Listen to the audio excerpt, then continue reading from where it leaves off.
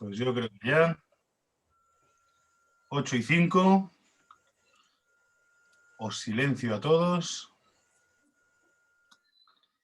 Y nada, os damos las buenas tardes, noches y sobre todo las gracias por querer compartir este ratillo. Somos Nacho Sevilla, que está por ahí, yo soy Pipe Nebreda y somos educadores del Centro Medioambiental San Nicolás, del Ayuntamiento de Ávila. Muchos, casi todos sois caras conocidas, así que ya sabéis más o menos cómo va esto. Hoy hacemos un cambio de tercio importante, continuamos con nuestros bichitos alados, pero nos vamos a conocer a las mariposas. Pero la estructura más o menos la mantenemos. Empezará Nacho contándonos generalidades y las distintas familias que hay dentro de los lepidópteros y demás, para situarnos un poquito. Luego haremos un repaso con un poco de profundidad a algunas de las especies que tenemos en Ávila, que son un montón, hemos seleccionado unas poquitas, pero al menos de todas las familias de las que tenemos representación. Y para terminar, pues acabamos con curiosidades o la importancia de las mariposas en el arte, en la cultura, en la música y demás. Y como siempre, el último ratito para compartir cualquier pregunta, cualquier duda que surja. Aunque sabéis que si sobre la marcha también surge cualquier cuestión, os activáis el micrófono y nos comentáis. Así que nada, lo dicho, muchísimas gracias a todos y Nacho, tienes la palabra, todo tuyo. Pues genial, Pipe, me vais a permitir un poco de ambientación, por lo menos para empezar. No podía dejar de hacer esta tontería. Ahora me lo quito y voy a continuar, ¿de acuerdo? Bueno, le decía a Pipe que realmente tenía mariposas en el estómago hoy preparando esta charla, y es que menudo tema. O sea, normalmente estamos acostumbrados a tratar familias, grupos de aves que incluso a nivel mundial son poco numerosas, ¿no? Pero sabéis que las mariposas pertenecen al orden de los lepidópteros y son solo 170.000 las que están ya descritas. Se calcula que puede haber unas 200.000, ¿no? Bueno, afortunadamente nos hemos restringido a una parte de los lepidópteros que antiguamente se clasificaba. Me vais a permitir que en esto yo sea un poco a la antigua. Voy a utilizar un sistema de clasificación que ya está en desuso, pero es que los propios taxónomos no se ponen de acuerdo. Es muy difícil definir lo que es una mariposa diurna, ¿no? Entonces, la manera en que yo lo hago es decir, dentro de los lepidópteros hay dos subórdenes, por así decirlo, que serían los ropalóceros, que serían las mariposas diurnas, y los heteróceros, que serían todos los demás que conocemos como polillas. Aún así, estos ropalóceros pues son solo unos 14.000. Es que enfrentarse a 14.000, pues no os voy a contar mucho de cada uno, la verdad, no os preocupéis. Voy a hacer una selección, ¿no? Lo primero, un poquillo, distinguir qué son las mariposas diurnas y qué son las polillas o mariposas nocturnas, ¿no? Básicamente os doy una línea de diferencias y entro al tema, ¿no?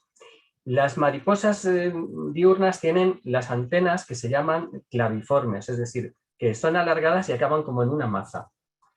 Las nocturnas, por el contrario, pueden tener antenas filiformes, como un hilito, pero también las tienen plumosas o en forma de penacho.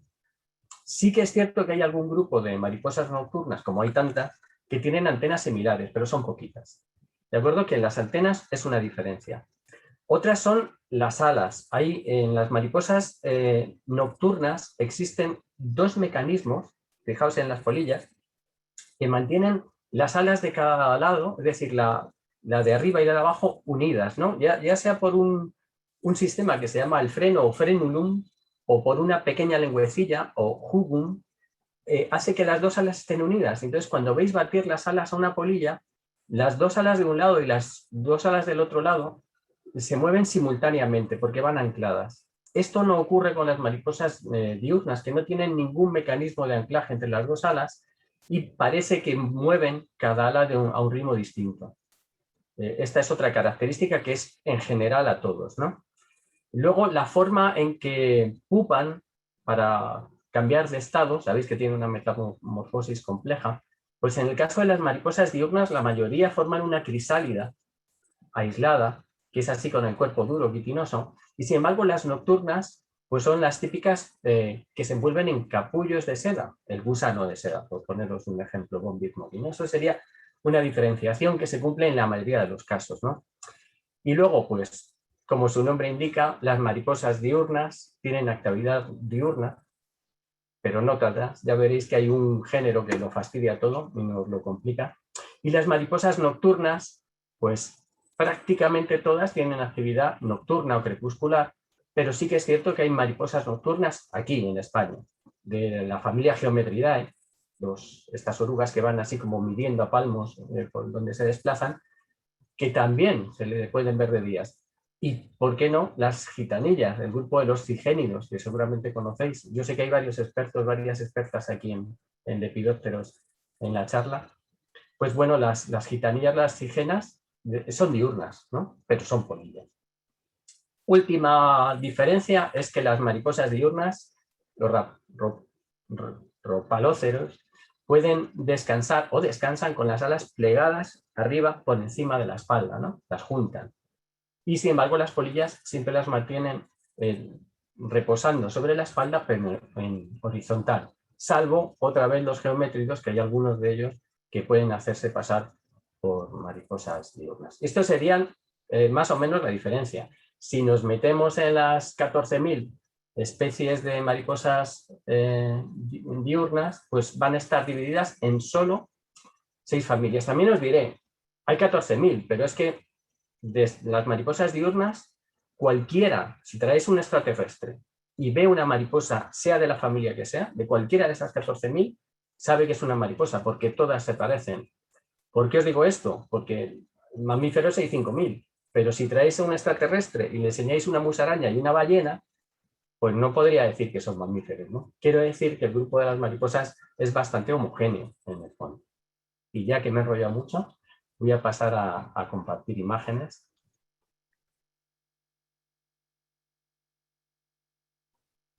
Y lo que voy a hacer es empezar por las familias que hay, ¿de acuerdo? La primera familia es la Papilionidae.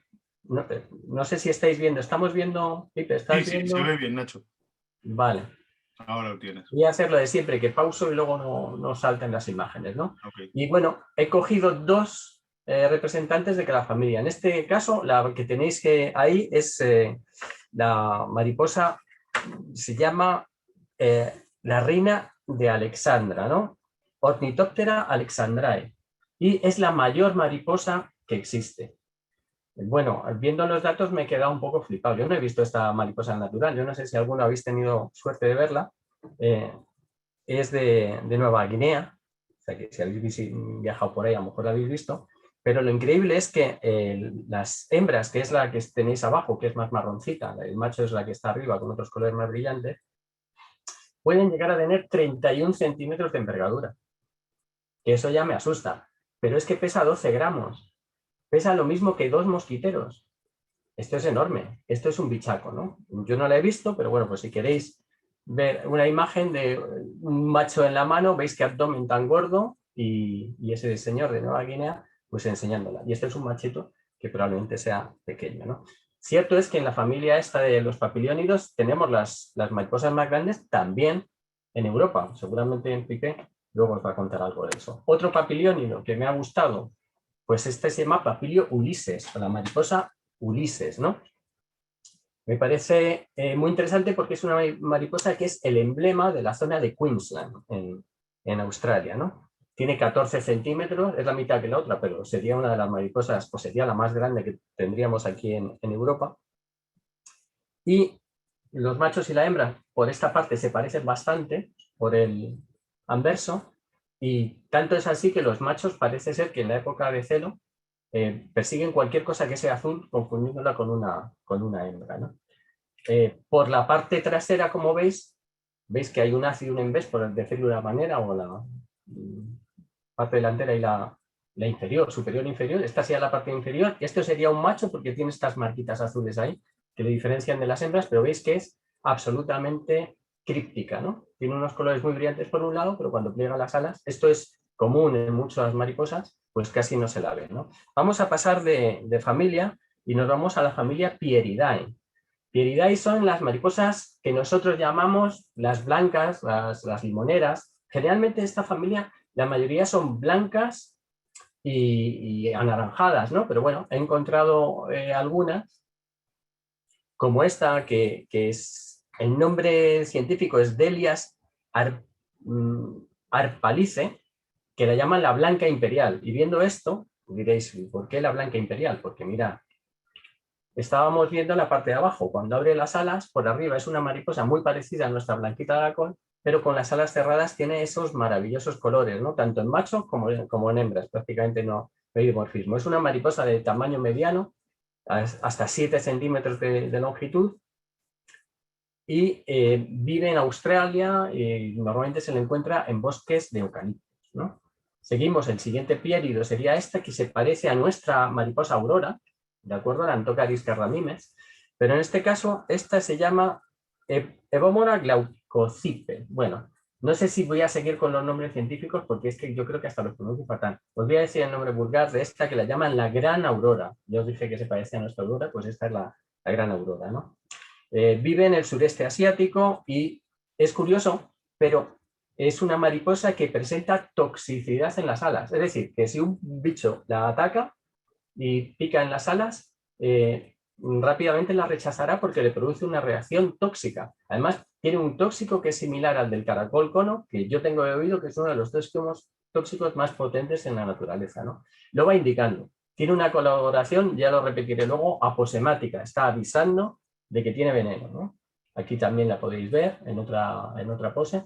Machos y hembras son muy similares y la verdad es que es una mariposa bellísima. Nos vamos a la siguiente familia. Bueno, esta es la misma mariposa por la zona de abajo, que veis que mucho más críptica, claro, a la hora de posarse para pasar desapercibido. Un grupo, una familia en que solo hay un representante europeo y la familia es Rhyodinidae, ¿de acuerdo? Y esta que os presento aquí se llama Emesis rusula. Me ha hecho gracia en buscar encontrar este nombre, Emesis rusula. Sabéis que hay una seta que se llama Rusula emética, ¿no? Pues bueno, es como un juego de palabras. Curiosamente Emesis rusula sería algo así como un vómito rojo, por una traducción literal del latín.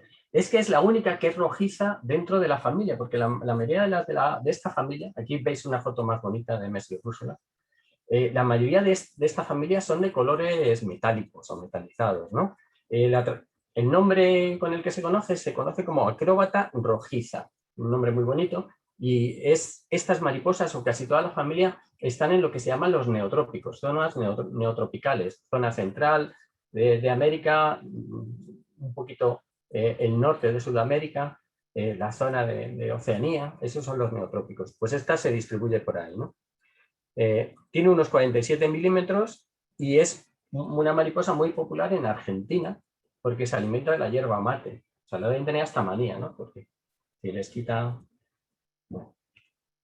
Seguimos con la familia y ya os dije que de esta familia de los Rhyodinidae, la mayoría son metalizados. Y aquí tenéis esta tan bonita que es la Sayea agesilas, que se traduce como zafiro brillante de puntos negros, ¿no?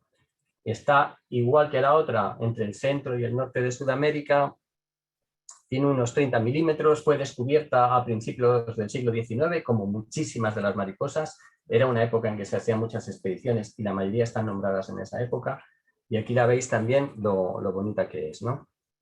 He leído por ahí que es una mariposa que le encanta el sudor humano. Yo creo que no es la única, hay muchas que se sienten atraídas, pero esto cuenta un fotógrafo que no conseguía hacerle una foto porque cada vez que la enfocaba se le posaba en la frente.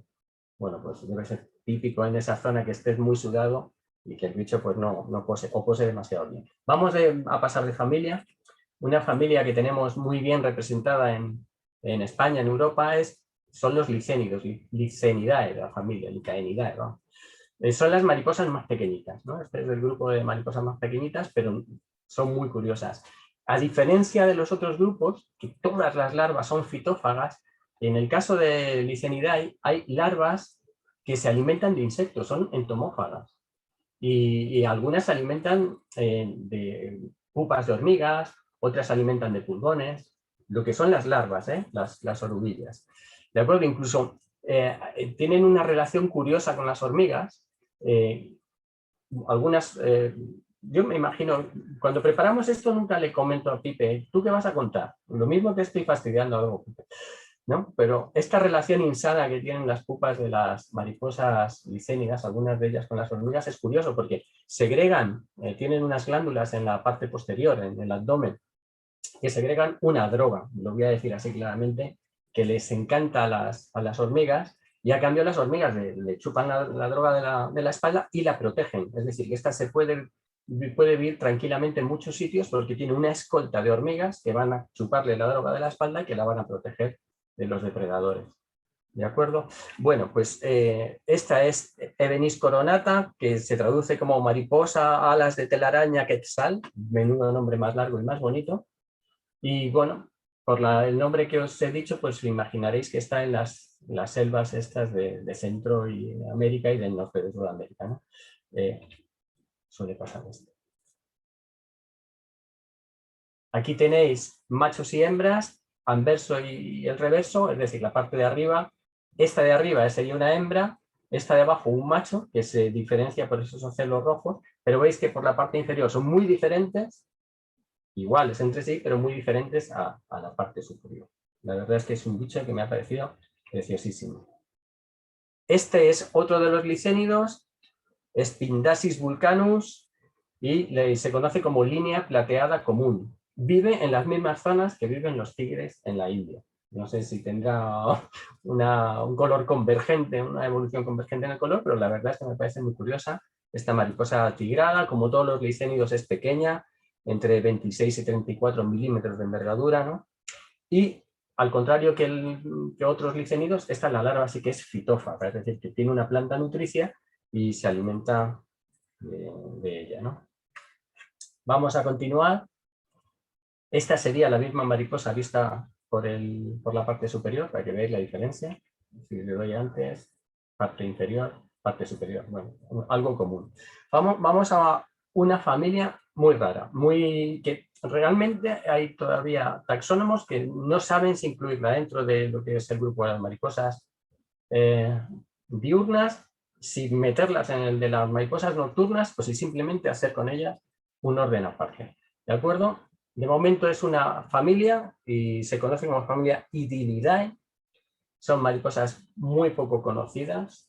Hay 34 especies descritas, todas se parecen bastante y como veis no tienen las antenas claviformes, no acaban en forma de maza y sí que tienen ese aspecto de polilla, pero tienen características de mariposa nocturna. El único género que se conoce es Macrosoma y os voy a poner dos especies. Este que es Macrosoma conífera y esta que es otro Macrosoma, y lo veis comparado con un dedo. No es mi dedo, es una foto que he cogido es el dedo de Andreas Kay. Y esta se llama Macrosoma leptostoma. Bueno, no sabría traduciros, pero veis que son muy curiosas. No he tenido nunca la suerte de verlas porque todo este género vive, igual que os he dicho en otro caso, en la mayoría de las mariposas, en el neotrópico. Os decía que hay 14.000 especies de mariposas diurnas, pero es que en España solo tenemos 258. Es decir, que la mayoría no están aquí en las zonas templadas, no están en España, no están en Europa, la mayoría están en esos países lejanos donde alguna vez viajaremos. Bueno, voy al último grupo que lo he dejado para el final, es uno de los más numerosos, es el que tiene, yo creo, las mariposas más espectaculares, es el grupo Nymphalidae. Todos conocéis, yo que sé, las del grupo Danae, lo que son las monarcas, ¿no? O las charasius, las que son las del madroño, tan bonitas, las vanesas, ¿no? Las que conocemos como vanesas, todas son de este grupo, ¿no? Esta es muy curiosa porque esta se llama Calima innachus y se conoce como mariposa hoja muerta. Vive en Asia tropical. ¿Por qué se conoce como mariposa hoja muerta? Porque si la vemos por la parte inferior, realmente tiene un camuflaje alucinante, ¿no? Incluso parece que tenga una nervadura central, ¿no? Aquí la veis en otra imagen posada al lado de una hoja y el engaño es genial. De hecho, parece ser que es una mariposa a la que persiguen bastante los pájaros en esas selvas tropicales donde vive y para defenderse lo que hace es dejarse caer al suelo con las alas cerradas. El pájaro es incapaz de localizarla, ¿no? Tiene 11 centímetros de envergadura, yo creo que es un tamaño bastante majo, ¿no? Y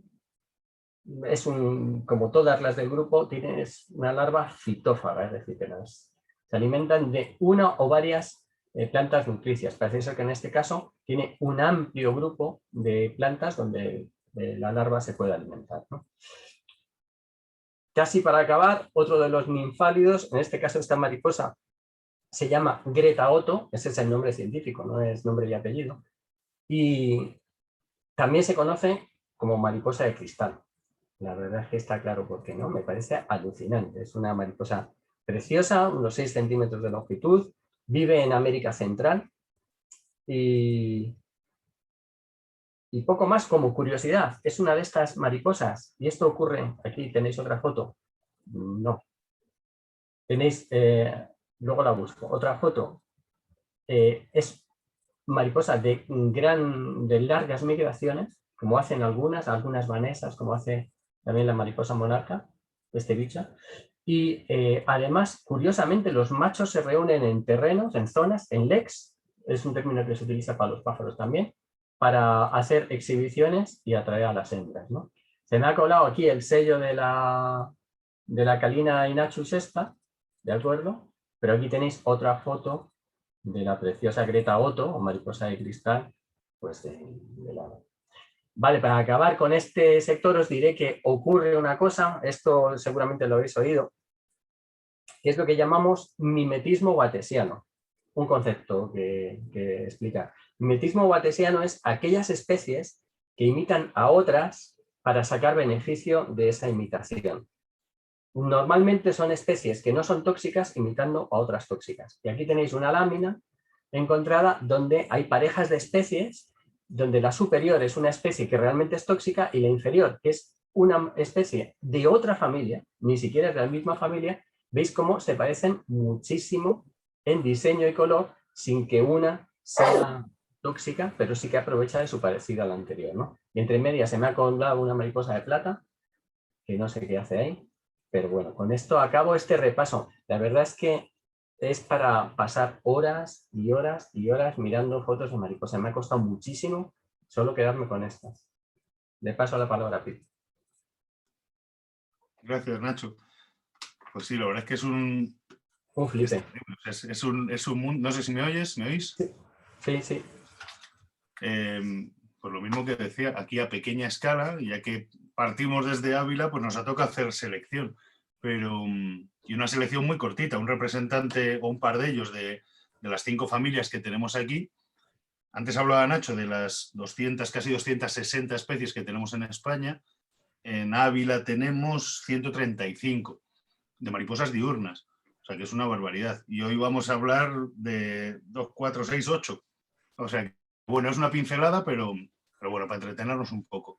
Nacho, tienes que dejar de compartir pantalla, porfa. Ya, no soy capaz. Ah, ya lo veo.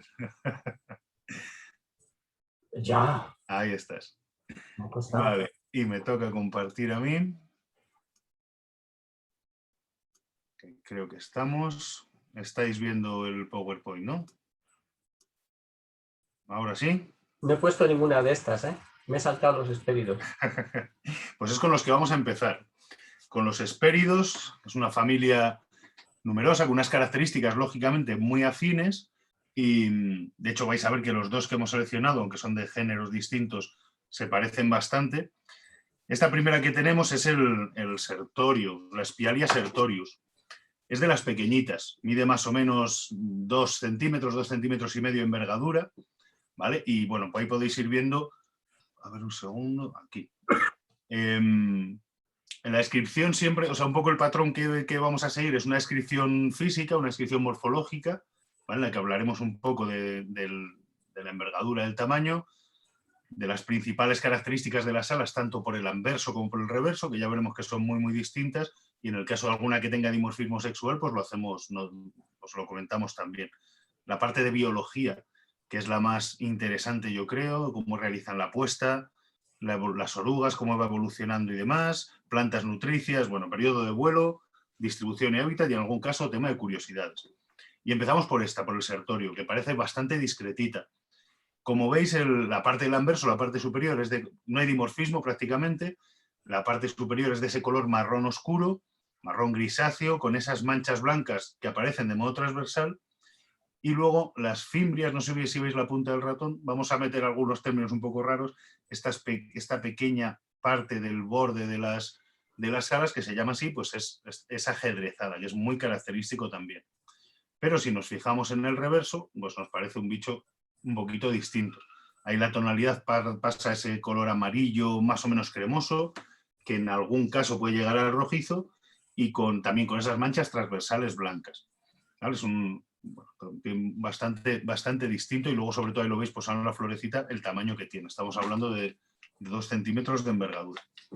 Si pasamos a la biología y hablamos de la puesta, prácticamente todas las especies que vamos a tocar aquí hacen la puesta de los huevos de uno en uno, ¿vale? Hay otras especies, que no es el caso de las que vamos a tocar hoy, pero que hacen puestas muy complejas, de los huevos agrupados, con algunas formas de espiral muy curiosa, pero bueno, las que tenemos aquí son más sencillitas. Y en este caso el sertorio hace la puesta, este es su huevito, un super macro, esto que vemos ahí es más pequeño que la cabeza de un alfiler, y la va a poner siempre sobre las flores o las hojas de sus plantas nutricias. Las orugas, en este caso, son muy oscuritas, con esas bandas longitudinales amarillas, muy pilosas, o sea, con una gran pilosidad, y bueno, con ese collarcito que también es bastante característico. Y como hablábamos antes de las plantas nutricias, principalmente en este grupo, en esta especie, perdón, son las rosáceas. De distintos, dentro de la familia de las rosáceas, bueno, de distintas especies. La pimpinela, que es la que mayoritariamente utiliza como planta nutricia, pero también las del género potentilla, o sobre todo las rubus, que igual para nosotros son las más conocidas. Hiberna como larva joven, ¿vale? Iremos viendo que hay distintos casos, hay otras que hibernan ya de un modo más maduro. Construye su crisálida aprovechando un refugio que hace con hojas, construido por la propia larva, ¿vale? La pupa es de color claro, y luego en este caso estamos hablando de una especie que tiene 2 generaciones al año, ¿vale? 2 generaciones en vuelo al año, en estado adulto. El periodo de vuelo está entre abril y agosto, es cuando podemos ver a los adultos volando, y luego la distribución y el hábitat es muy variable, o sea, prefiere las zonas herbáceas con algo de presencia de matorral, lógicamente esos matorrales es donde va a encontrar sus plantas nutricias, pero bueno, lo podemos encontrar, por ejemplo, aquí en Ávila, en toda la provincia, incluso en la zona de la Moraña, y llegando hasta altitudes de casi 2.000 metros. Se parece, y ahora lo vais a ver, esta sigue siendo el sertorio de la que hablamos antes, y ahora pasamos a la siguiente, ¿vale? Que en este caso se llama ajedrezada alpina, el nombre es Pyrgus onopordi, y si vamos de una a otra, pues en un primer vistazo nos costaría bastante el distinguirlo, ¿vale? Aquí la tenemos, ajedrezada alpina. Dentro de esta familia Hesperidae, las ajedrezadas también, bueno, lógicamente el dibujo, la forma que tiene su composición, la composición de su patrón, pues, nos da pie a pensar por qué le han puesto ese nombre. Un poquito mayor que el anterior, muy poquito, hablamos de una envergadura de 23 a 28 milímetros, o sea, no llega a los 3 centímetros.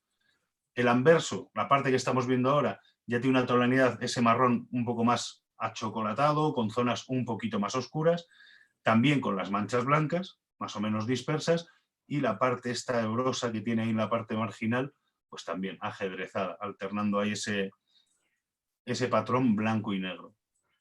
Esa es la parte del anverso. En la del reverso nos pasa un poquito parecido a lo que nos pasaba antes, ¿vale? Aquí hay un par de fotos, yo creo que esta se ve mejor. Más o menos mantiene el patrón, pero con el fondo mucho más claro, y esas manchas, en vez de ser tan oscuras, es marrón rojizo, ¿vale? En este caso también encontramos que no tienen dimorfismo sexual. Si nos vamos a la parte de la biología, ahí vemos el huevito. En este caso, en vez de pasar directamente a la oruga, vemos ahí esa primera fase larvaria y cómo estaría defoliando alguna de sus plantas nutricias. En este caso estamos hablando de los géneros de la potentilla y el Helianthemum, ¿vale? Las 2 especies de las que más, bueno, de las que en exclusiva se alimentan. Son súper especialistas en estas especies. Igual que hacía su prima de la otra familia, el sertorio, también se hacen refugios con hojas, ¿vale? Y en esos refugios van a hiberna como larva también en este caso, y en primavera eclosiona. Y nos vamos a encontrar esta oruga, ¿vale? Una oruga parda, con ese collarcito que también encontrábamos en la anterior, con esas motitas blancas y con una pilosidad, con esos pelos muchísimo más discretos, ¿vale? Hace la crisálida, que aquí tenemos una foto de ella, ¿vale? Y esta lo que tiene como curioso es que puede llegar a tener 3 generaciones de vuelo al año, ¿vale? La crisálida veis que ahí la vemos más clarita, yo creo que ahí está ya muy en una última fase porque suele ser de un color más oscuro, ¿vale? Es de un color negro y la bibliografía habla de que está recubierta de un polvo gris. Yo nunca la he visto en el campo y en las fotos tampoco se aprecia mucho. De abril a octubre es su periodo de vuelo. Los periodos de vuelo que os estamos dando son los que aparecen en bibliografía, pero la propia bibliografía habla de la variabilidad. Si nos venimos aquí a la provincia de Ávila o lo hacemos a nivel de la península ibérica, pues ya sabéis que aquí estamos hablando de abril a octubre para esta especie, para la cedrezada. En zonas más cálidas será a primeros de abril, en zonas más frías o de mayor altitud se retrasará un poco y lo mismo pasa con la parte final de su periodo de vuelo. Esta la vamos a encontrar en zonas de praderas, pastizales, zonas con matorral, ¿vale? También la tenemos, aunque es un poco más escasa en la zona sur, aquí en Ávila sí que hay presencia de la ajedrezada alpina, pero tiene una distribución por toda la provincia. En general le gustan bastante las zonas serranas, las zonas montañosas. Y luego, bueno, no como curiosidad, sino que es dentro del género de los pirgus, realmente es bastante, o sea, tienes que tenerla muy de cerca y poder distinguir muy bien el patrón para distinguir una especie de otra, por lo menos a nivel aficionado, por decirlo de algún modo, que es el nuestro, que los expertos seguro que en un golpe de vista lo sacan, pero esto la verdad es que es un mundillo. Esta yo creo que es una de las más emblemáticas que tenemos en la península, imagino que la conoceréis.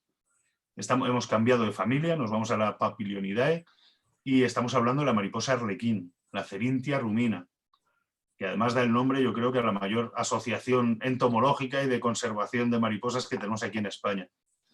Estamos ya hablando de una mariposa grande, ¿vale? Puede tener hasta 5 centímetros de envergadura. Lo normal es que se quede un poquito más corta, entre 35 y 45 milímetros, 3 centímetros y medio, 4 centímetros y medio, pero puede llegar a medir esos 5 centímetros.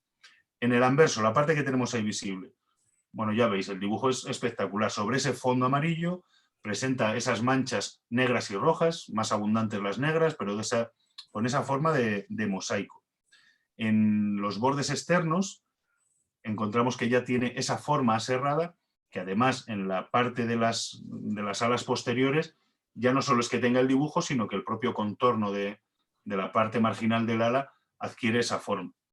Ahora, la verdad es que es una pasada. En la parte, creo que aquí es otra de la vista, eso es del anverso, y aquí, si veis, está posada, agarrada a esta ramita, aquí le vemos el reverso, la parte inferior de las alas, que es muy parecido, con los colores igual un poco más pálidos, ¿vale? Y sí que tiene igual los dibujos un poco más alargados, esas manchitas que conforman el mosaico.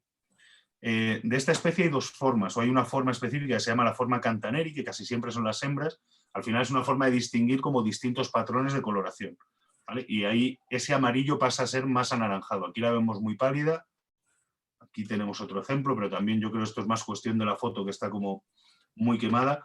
Pero ese patrón amarillo que tenía de fondo, si lo coge más anaranjado, suelen ser las hembras, y ya os digo que los taxónomos hasta lo cambian de nombre y le dan una forma distinta. Si nos vamos a la biología, pues ahí veis esa cosa tan minúscula, ¿vale? Que es su huevo. También, como siempre, hace su puesta sobre las plantas nutricias. En este caso, además, las plantas nutricias le confieren una característica muy especial. El género sobre el que principalmente se alimenta es el género Aristoloquia, que es una planta que tiene alcaloides. Y cuando la larva y la oruga se alimentan de ellos, no los asimilan, no los procesan, sino que cuando los ingieren no los degradan, ¿vale? No le producen ninguna transformación. Y eso hace que esos alcaloides los pueda transmitir a un posible depredador. Es un método, un sistema de defensa. Bueno, ahí vemos el huevo también en otra planta.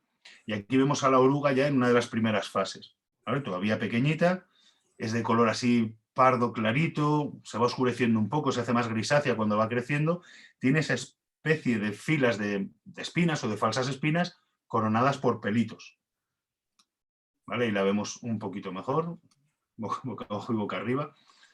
¿vale? Más o menos ese es el patrón, ese color pardo grisáceo con esas líneas longitudinales, tanto las líneas negras de fondo como las espinas que van con esa forma.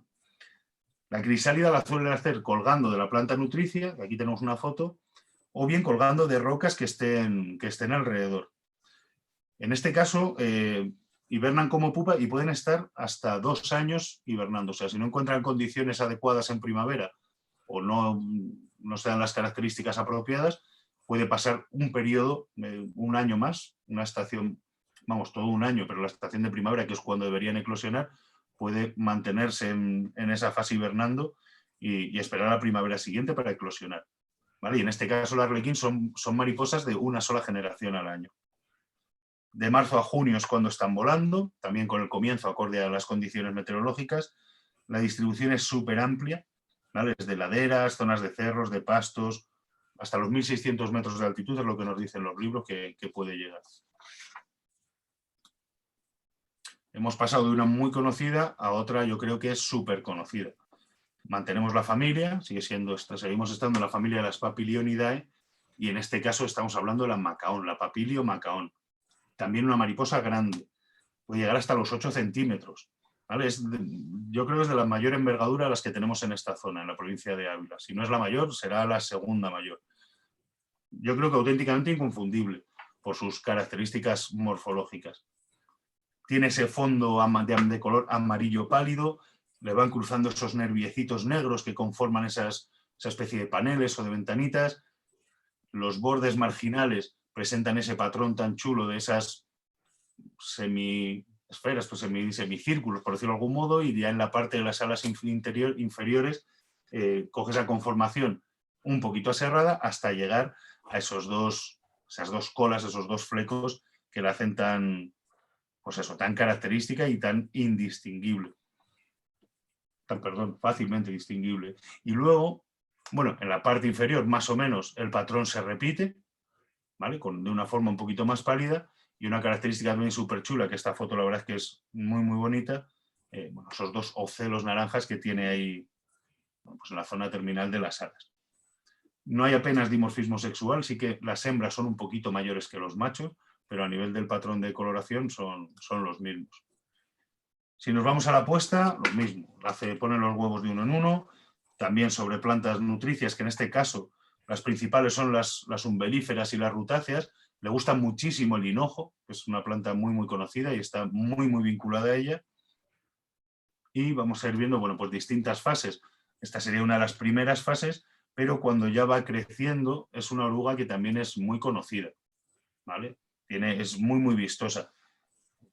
El patrón de fondo es más o menos verde, con esos anillos negros tanto entre cada uno de los segmentos, los septos, como en la parte posterior, y con esas manchitas naranjas tan bonitas. Y luego tiene perdonad que se me da el ratón, una característica súper especial, que son estos cuernitos. Técnicamente se llama osmeterium, ¿vale? Y son capaces de segregar a través de este apéndice que le sale justo detrás de la cabeza, pues una sustancia con un olor muy fuerte, muy desagradable. Es un mecanismo de defensa. Y no solo es que los segreguen, sino que son capaces además, casi como los cuernos del caracol, de retraerlos y expandirlos, pues en función de, bueno, pues como hablábamos antes de ese mecanismo aposemático que tienen algunos animales para avisar a un depredador de que no le conviene atacarlo, pues combina el olor con ese movimiento. Bueno, y aquí ya llegamos pues a la última fase de la crisálida, que además la crisálida es curioso porque el color de la crisálida puede variar en función de la planta. Lo podemos tener más verdoso, más marrón y demás. El periodo de vuelo es de abril a septiembre, está muy extendida, prácticamente en cualquier biotopo vamos a poder encontrarla. Y bueno, pues como curiosidad, tiene un vuelo muy, muy chulo. Lo he estado buscando, pero no entiendo que es súper difícil encontrar eso o grabarlo, pero es como que disfruta volando. Le gustan las zonas ventosas, sobre todo a los machos, se ponen en zonas muy, muy expuestas y juegan con las corrientes de aire, como si fuera una cometa. En un momento dado se dejan llevar y luego van planeando como una cometa hasta posarse de nuevo en el punto en el que estaban. La verdad es que el vuelo de este bicho con esta envergadura y con esa forma tan bonita, pues la verdad es que es digno de ver. Y luego, bueno, como curiosidad, y volviendo a lo que hablaba antes Nacho, de la locura que tenemos con la cantidad de especies que hay solo de mariposas, pues en el caso de la macaón, de la Papilio macaón, hay reconocidas hasta 41 subespecies. Entonces, tiene una distribución mundial y es, pues eso, es una auténtica locura. Estos días enredando, claro, esta es la más conocida para nosotros, pero estos días estudiando un poquillo, ibas viéndolas y es que es que necesitas un microscopio para poder diferenciar algunas a nivel de subespecie, algunos patrones. Sí que es verdad que están muy vinculadas al ámbito geográfico, pero hay muchas que acaban coincidiendo en una misma zona y, vamos, para mí creo que es imposible el ser capaz de distinguirlas. Pero bueno, estamos hablando a nivel de subespecie. Cambiamos de familia, nos vamos a la Pieridae. Yo creo que esta también es de las más conocidas. La blanquita de la col. Piris rapae es su nombre científico. Esta mariposa ya es medianilla, es un poco de tamaño un poquito inferior. Estamos hablando de entre 3,5 y 4 centímetros o un poquito más. En este caso sí que hay dimorfismo sexual, ¿vale? Y aquí lo vamos a ir viendo por el anverso y por el reverso. Aquí tenemos al macho. El macho, pues con ese color tan blanco característico. Esta parte apical del último extremo de las alas tiene esa mancha negra, así un poquito difusa, y una mancha negra en las alas inferiores.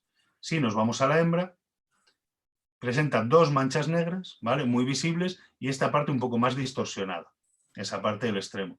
Si las vemos por el anverso, tiene este color amarillento, y en los machos, esta foto es del macho, más amarillento, así como un poco con aspecto de desgastado, y esta puntita un poco difusa, y en el caso de las hembras, la manchita que tenía, bueno, aquí de hecho se ve la sombra de las dos manchas que se le ven por la parte del anverso, por la parte superior, en la parte del anverso no se le ven. De todos modos, también estas mariposas tienen una variación de color a nivel estacional. ¿Vale? Tienen 2 generaciones al año, la primera generación tiene unos colores más claros y la segunda es un poco más pálido, pero las manchas negras aparecen más marcadas.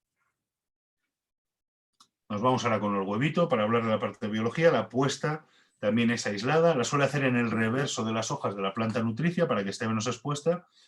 Y bueno, pues es la blanquita de la col. Al final su nombre también nos indica un poco qué especies le gustan. Son las crucíferas, que pueden ser tanto las silvestres como las cultivadas. El género Brassica, la reseda, la Raphanus y de hecho puede provocar daños tampoco daños serios, pero bueno, que sí que puede generar problemas en una huerta o en zonas de cultivo. Aquí tenemos otra vista del huevito con la larva en una de sus primeras fases, ¿vale? Y luego esta larva va creciendo, va evolucionando hasta encontrar la oruga, que es súper característica, un color verde, súper mimético, con esas líneas longitudinales amarillas. La que tiene en la parte central es más de modo continuo, pero en la parte lateral, que aquí tenemos otra foto, aparece de modo discontinuo. Y sí que presenta cierta pilosidad, pero bueno, es discretita. Vale, y aquí ya nos vamos a la pupa, la crisálida, que bueno, pues el color verde ocre nos recuerda mucho a la forma y a los patrones que tenía la oruga. Su periodo de vuelo es muy amplio, ¿vale? La podemos ver volando desde febrero hasta octubre, es de las más tempranas en empezar y de las más tardías que podemos ver en el campo. Le gustan las áreas de cultivo, pero también la podemos ver en parques y jardines, en las zonas de huerto. Tiene una distribución muy amplia. En Ávila tenemos en toda la provincia, en Castilla y León la tenemos prácticamente en presencia en todas las provincias. Llega hasta los 2.000 metros de altitud, o sea que es muy, muy variable. Y luego, como curiosidad, es una especie migradora. La población que tenemos en España es sedentaria, pero en la primera fase de su periodo de vuelo, al principio de la primavera, vienen individuos desde África y a medida que va pasando ese periodo de vuelo, cuando ya nos acercamos al otoño, vienen individuos desde Europa. Así que tenemos una población fija que permanece aquí en sus 2 generaciones, pero hay otras poblaciones que desde la primera generación vienen del sur hacia el norte y la segunda generación del norte hacia el sur, pues buscando unas condiciones más favorables. Nos vamos a otros, seguimos en la familia de las Pieridae, que antes nos enseñaba Nacho alguna, y esta, que su nombre es Anthocaris eufenoides, pero su nombre científico, pero el nombre común, creo que con bastante criterio, es bandera española. ¿Vale? Hay esas manchas, es una mariposa mediana de unos 3 centímetros y medio, y con un dimorfismo sexual muy marcado. Este es el macho, con esas manchas tan grandes y tan visibles de ese color naranja en los extremos, y la parte central, pues ese color amarillo pálido. La hembra mantiene más o menos el patrón, pero cambiando un poco la tonalidad. No son tan marcados ni tan amplios las partes de los extremos del ala, de la parte superior del ala, presenta estas manchitas, y ese amarillo que encontrábamos en el macho, en este caso, pues pasa a ser de color mucho más pálido, incluso blanco. En la parte del anverso, este sería el macho, ¿vale? Y aquí tenemos a la hembra. Realmente lo único que va a variar, si nos ceñimos estrictamente al anverso, pues es que la tonalidad de la hembra es un poco más pálida, pero claro, estas cuando doblan las alas, la parte superior todavía se les distingue un poco. Así que la mancha naranja o rojiza que encontramos en los machos va a ser visible, y la que encontramos en las hembras pues no lo es. Ahí tenemos el huevito perfectamente camuflado dentro de una de sus plantas nutricias. Normalmente son las crucíferas, distintos géneros de plantas crucíferas, y las orugas son claritas, ¿vale? Con esas bandas longitudinales amarillas, muy moteado en negro, y con los pelitos, con la pilosidad pues bastante discreta. Hacen la crisálida en plantas nutricias. Aquí tenemos alguna foto más de la oruga. La crisálida es súper chula, ¿vale? Es así bastante curiosa, siempre ligadas a las plantas crucíferas, y normalmente hibernan así, y ya la siguiente primavera pues eclosionan. El periodo de vuelo es más discretito, nos vamos de marzo a junio, y también la distribución es muy amplia. Aquí, por ejemplo, en Ávila sí que es verdad que en las zonas de cultivo del norte, en las zonas de la Moraña, pues es menos frecuente, pero bueno, en cualquier zona en la que haya un ambiente florido, en zonas de bosques de ribera, en praderas, en zonas de pastos alpinos y subalpinos, hasta los 2000 metros lo vamos a poder encontrar. Y aquí nos vamos a una de las más espectaculares que tenemos, tanto por su forma, aquí la tenemos boca abajo, la voy a poner boca arriba, como por algunas de las curiosidades que ahora os contaré al final. Estamos hablando de la Vanessa cardui, ¿vale? La Vanessa de los cardos, mariposa cardera, tiene varios nombres. Hemos cambiado de familia, ¿vale? Estamos ya con las Nymphalidae. Bueno, ahí el patrón ya lo veis, ese colón en el anverso, bueno, de tamaño primero, estaba leyendo aquí la chuleta, puede llegar hasta los 6 centímetros o casi hasta los 6 centímetros, ¿vale? Entre 45 y 58 milímetros. En la parte superior, ese fondo de color rojo rosáceo, salpicado de esas manchitas negras, de ese patrón negro, pero también con manchitas blancas.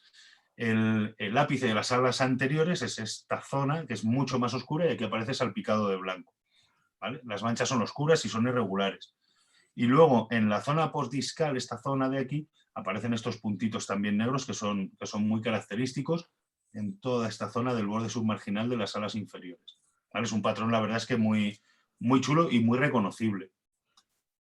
En cambio, si la vemos con las alas plegadas, pues el aspecto es más o menos similar, en unas tonalidades mucho más claras, más parditas, más discretas, las manchas negras casi desaparecen, pero aparece esta fila de ocelos súper llamativa. Aquí se ve un poquito mejor, ¿vale? Que es preciosa. Nos recuerdan además a los ocelos del lagarto celado, con ese patrón azulito tan bonito en el centro, y que bueno, que están pues justo siempre más o menos junto al borde submarginal, que sería esta franja de aquí, ¿vale? El borde marginal es justo esta última línea, no sé si veis bien el ratón, el submarginal sería esta, y ya pues junto a ese borde es donde lo encontramos. No hay dimorfismo sexual en esta especie. Si nos vamos a la parte de biología, lo mismo. En todas las que hemos seleccionado están con huevos aislados, o sea que no hay unas puestas muy espectaculares. Nos lo van a poner en plantas nutricias.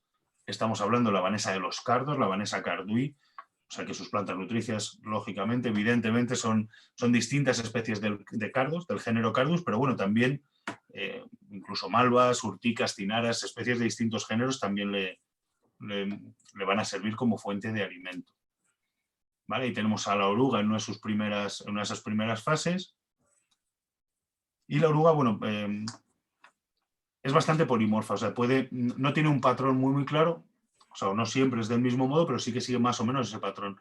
Esos tonos pardos, mucho más oscuros en la parte superior, y con esas líneas longitudinales claras justo cerquita de las patas, ¿vale? O sea que aquí tenemos este caso concreto, pero pueden variar ligeramente.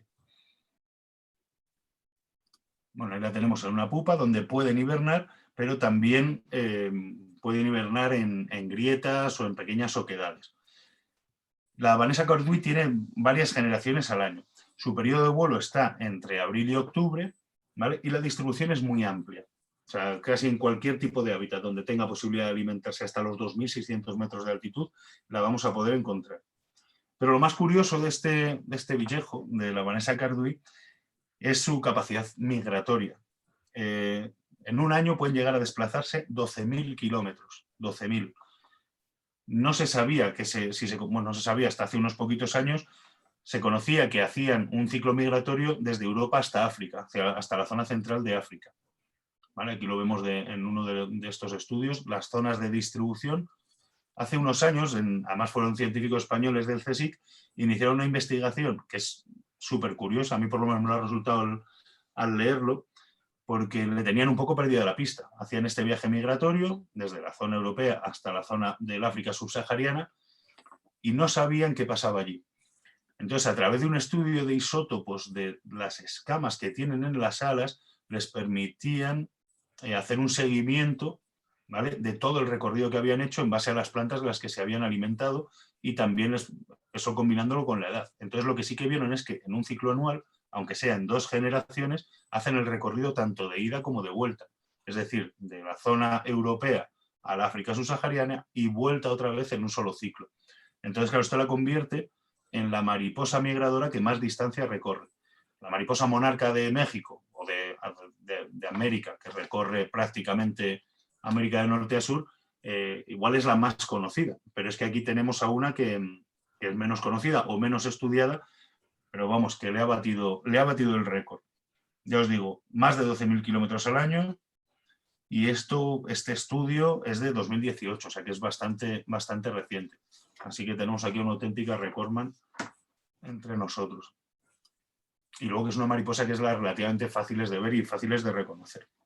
Y por último, ya para la última familia, la Vanessa Cardui era de la familia Nymphalidae, nos vamos ahora a la familia Lycaenidae, y tenemos a esta tan bonita que se llama la niña celeste, ¿vale? Los nombres igual son un poco cursis, pero ahí la tenemos.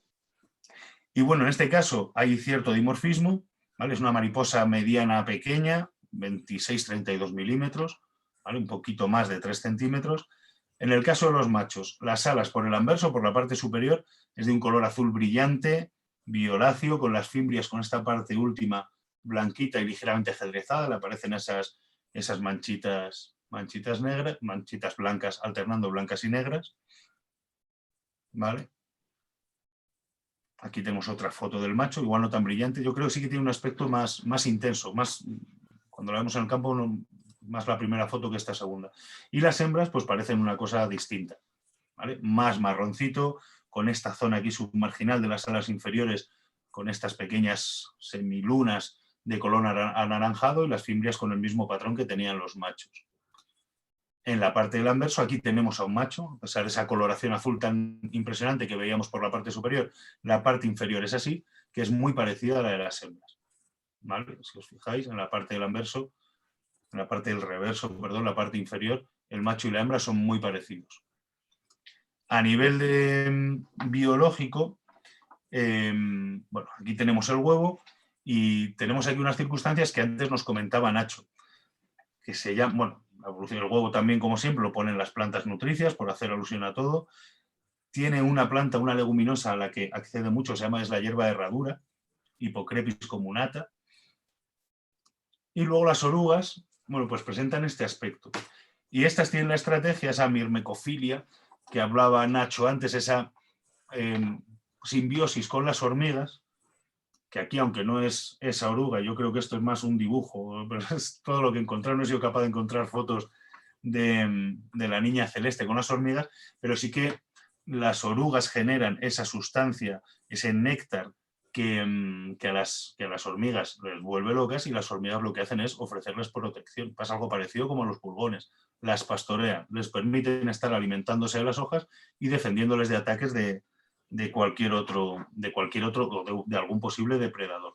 Así que este es un ejemplo que pasa en muchas más especies de la familia Licanidae, de esa simbiosis, mirmecofilia, como decía antes, ¿vale? En el que las hormigas atienden a las orugas y las protegen. Y bueno, pues este ha sido el repaso de 8 especies elegidas, bueno, tampoco al azar, pero dentro de las 100 y pico que tenemos por aquí, pues para conocerlas con un poquito de detalle. Voy a dejar de compartir pantalla, si soy capaz.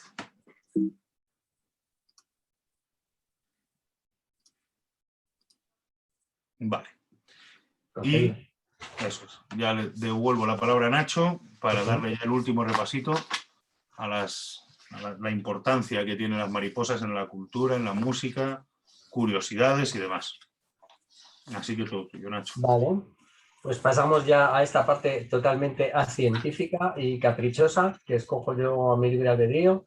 Como os podéis imaginar, las mariposas pues están imbuidas o se imbuyen en todas manifestaciones culturales de todo tipo en todos los países, y he tenido que seleccionar, igual que me pasó con las 14.000 especies de mariposas. Digo, bueno, céntrate, que llevas 10 días trabajando en esto y todavía no has hecho nada, un esquema. Así que lo he dividido en 3 bloques. Voy a intentar que sea rápido, interesante. Una es imágenes de mariposas, es decir, las mariposas en los cuadros, en las estampitas, por una parte. Otra, pues en la cultura actual, por así decirlo. No he buscado la mariposa en la literatura, sino en la forma de narrar más moderna que tenemos, que es en el cine, es decir, películas con título en el que aparezca mariposa, donde también he tenido que hacer una buena criba.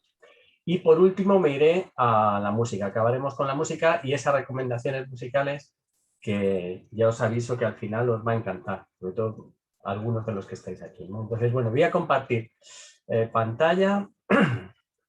Compartir.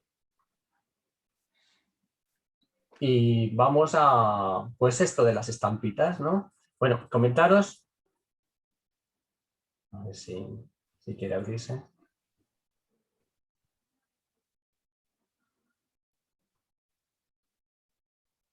Lo estamos viendo, ¿verdad, Pipe? Sí, perfecto.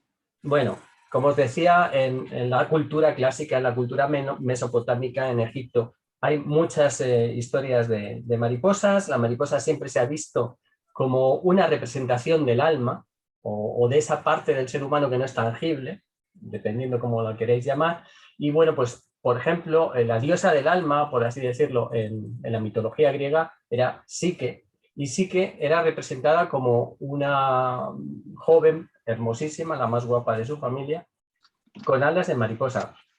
Aquí sí que es la que está tumbada y no le veis las alas, porque el que está arriba es Eros con sus alitas de pájaro, ¿no? Hubo una relación entre Psique y Eros y bueno, si queréis saber la historia, a mí es que no me gusta mucho entrar en este tipo de temas, lo buscáis. Psique y Eros, ¿de acuerdo?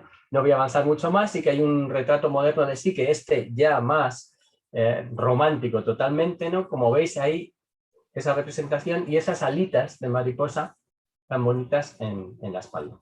Vamos a pegar un salto, nos vamos de la mitología griega, pasamos toda la época medieval, el Renacimiento casi, donde las mariposas incluso estuvieron mal vistas, era un símbolo demoníaco en algunas partes de la Europa de la alta y la baja Edad Media, y nos vamos a cuadros donde aparecen mariposas. Y el primero que os voy a poner es un cuadro, vamos, en este caso un grabado de Alberto Durero, ya sabéis, inicios del siglo XVI, 1500 y poco, que se llama La Virgen y la Mariposa.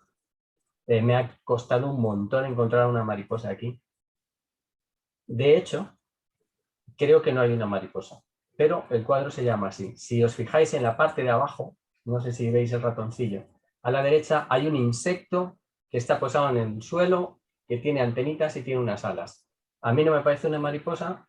Creo que Durero era suficientemente bueno como dibujante para, si haber querido hacer una mariposa, lo hubiera hecho, pero ahí tenéis la mariposa de este cuadro, ¿no?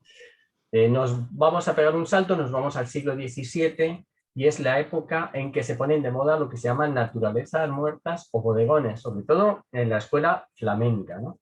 Y, por ejemplo, aquí tenéis un bodegón con una mariposa que yo creo que es una mariposa genérica, no he conseguido discernir la especie, sí que se parece un poco a algunos piéridos, pero no lo tengo claro, ¿no? O incluso un satírido, no sé, pero sí que veis la mariposa, ¿no?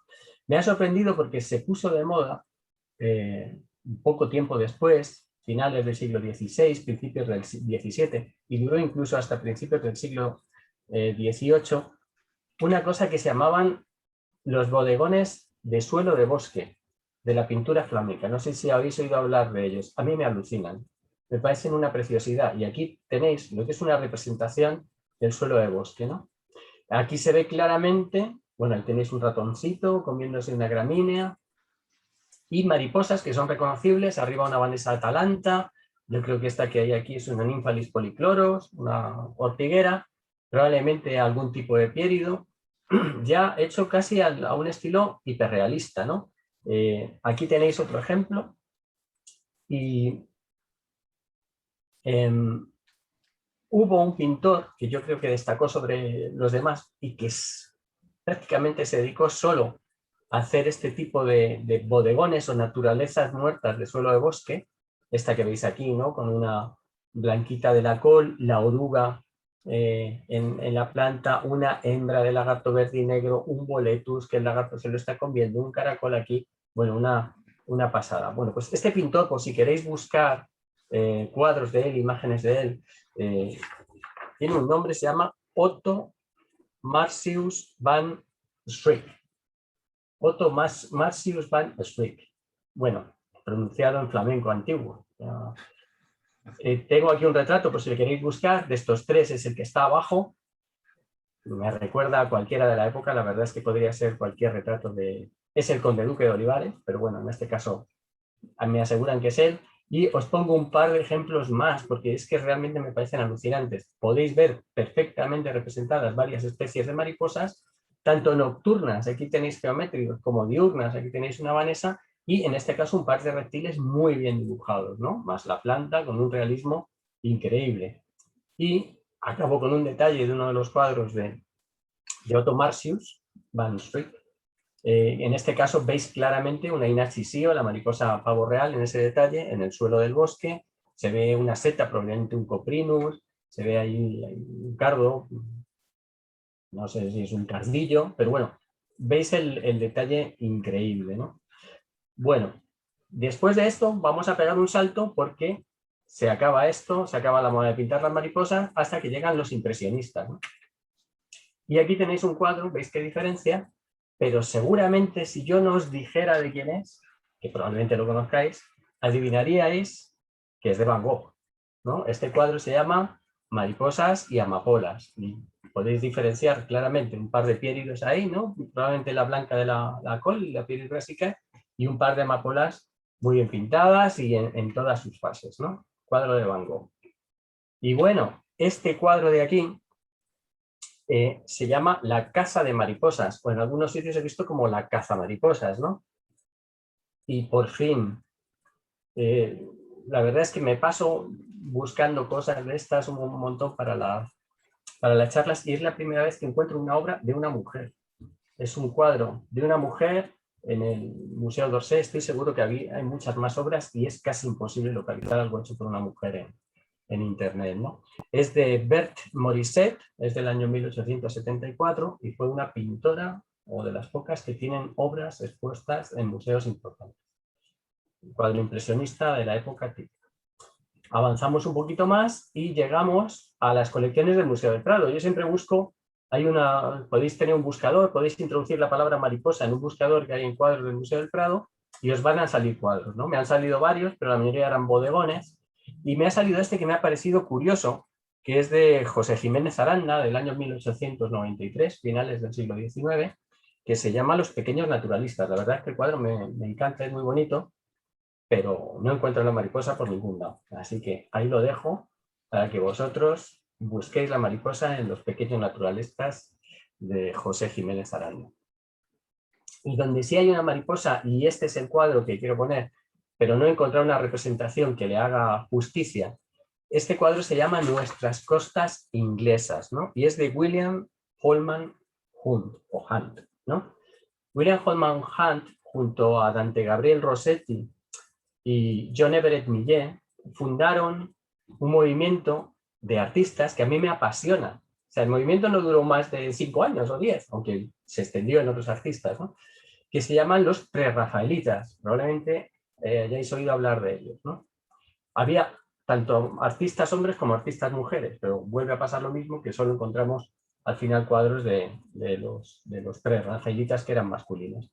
Este cuadro lo vi en directo en el 2004, que hubo una exposición en la Caixa. Fue el cuadro de la exposición de los prerrafaelitas que más me gustó. Es una pasada. Este hombre estuvo yendo durante muchos días al año al mismo sitio para pintarlo. No las hormigas, ¿no? Digo, no las hormigas, no las ovejas, que supongo que las añadiría al final, pero todos los detalles del paisaje con la luz adecuada. No sé si estuvo yendo casi un año a las mismas horas del día donde coincidía la luz para poder pintar, ¿no? Me estoy enrollando mucho. Otra cosa curiosa, este cuadro está pintado en un sitio, ¿veis esta ovejita negra? Está apoyada en una piedra que se llamaba the lover's seat, es decir, el asiento de los amantes, que se debían sentar ahí a ver el mar. En el año 1970 se cayó al mar todo ese grupo que hay ahí, es decir, que ya no se podría ver la misma vista. Pero ¿a qué viene todo esto? Pues que aquí hay representadas dos mariposas de manera maravillosa. Son dos Vanessas Atalantas, y esta vez sí que os voy a decir dónde está, porque están aquí. Si yo ampliara el cuadro, que si queréis lo puedo hacer, hay una parejita de mariposa atalanta en la zarza que hay ahí. Este cuadro también se llama Las ovejas descarriadas, o Nuestras costas inglesas o las ovejas descarriadas. Los prerrafaelitas, acordaros, me encanta. Y luego, bueno, representación en los sellos que siempre busco, pues aquí tenéis un montón, ¿no? Aquí tenéis mariposas de Europa, de Asia, aquí tenéis de Cuba, esta curiosa de aquí abajo, que es la mariposa tigre, nuestra falsa monarca, que es de la República Saharaui, un sello de correos. Aquí tenéis de la República de Campuchea, también de la familia Danaus, de la misma que las monarcas, otra de la misma familia, de la República de Guinea, la Cleófila, y otros sellos de Polonia, en este caso mariposas que podemos reconocer, que son también las tenemos en España, y otros de Mongolia. Me ha llamado la atención que en Mongolia hubiera una colección de sellos con mariposas. En este caso tenéis mariposas diurnas y nocturnas, acabando con una de las tipos de las que llamamos hojas muertas, que es una mariposa colombiana. Voy a saltar y me voy a ir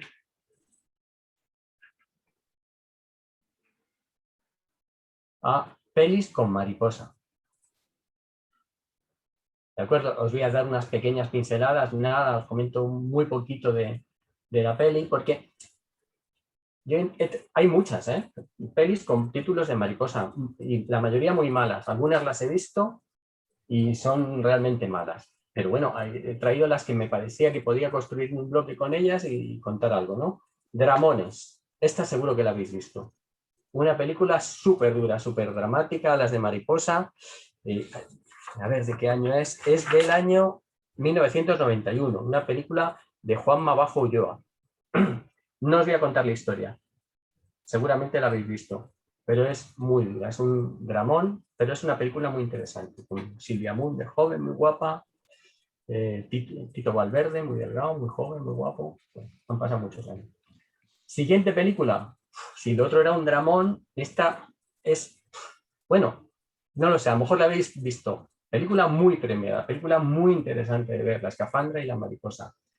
¿Por qué? Porque está basada en un hecho real, que es una barbaridad. Sinopsis rápida: el protagonista, que es una persona muy activa, se queda parapléjico, bueno, más que parapléjico, lo único que acaba por mover es su párpado izquierdo. Y gracias a eso, y comunicándose con alguien, consigue escribir sus memorias. Y no cuento más. Telita, ¿no? Dramones. Vamos a aligerar un poco. Una película de estas, pues, con pastelonas. Un viejecillo, amargado, viudo, que sale al campo a buscar mariposas. Esta sí que tiene que ver con las mariposas, y le acompaña una niña. Con esta excusa, pues, se cuenta una historia de perdón a sí mismo, de perdonarse a sí mismo, del anciano que tiene mucha rabia que resolver. Es del 2002 y es una película francesa de Philippe Muel. Bueno, siguiendo esta película que tiene que ver, porque la ficción es de cazar mariposas y es un drama con viejo ya en sus últimas horas y niño, nos vamos a una película que sería complementaria. Dramón, basado en hecho real, La mariposa azul, donde el que está malo y está en sus horas terminales es el niño de 10 años y que se encuentra un viejo que le ayuda a cumplir su último deseo, que es cazar una mariposa morfo azul. Y sea las... ¿No cuánto más? Parece interesante, ¿no? Así propuesto. Drama bastante lacrimógeno, ¿no? Y nos vamos, cambiamos de tercio, porque ya hemos pasado de los dramas a películas de ciencia ficción. Esta de la mariposa, del año 2015, es argentina, dirigida por Marco Berger, ¿vale? Y cuenta una historia de vidas paralelas al mismo tiempo. Esto ya se aprobó en el cine. Yo recuerdo una que se llamaba Julia y Julia, ¿no? Pero bueno, es del 2015, no la he visto, pero me ha parecido interesante traerlo porque más o menos de ciencia ficción, o más o menos que tiene que ver con lo mismo, en este caso la capacidad de cambiar el pasado para modificar el futuro, es esta película americana que se ha convertido en una saga. Yo creo que ha llegado hasta la tercera entrega, que se llama El efecto mariposa, ¿no? La primera de esta saga es de, no lo sé, el 2004, ¿vale? Pero yo creo que hasta el 2013 se ha hecho alguna película de ciencia ficción. Esta sí la he visto, pero no me ha dejado mucho recuerdo.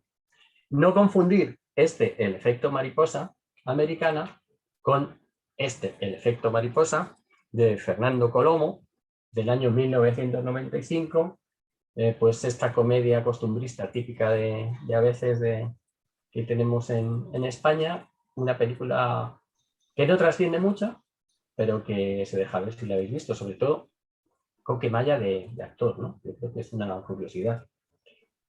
Resultó, yo recuerdo haberla visto y haber pasado un rato divertido, sin más, ¿no?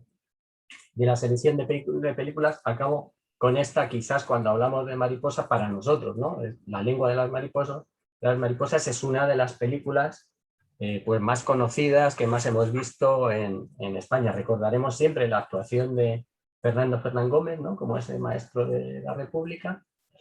Y yo tengo buen recuerdo. Cuando he leído las críticas ahora parece que yo había visto otra película.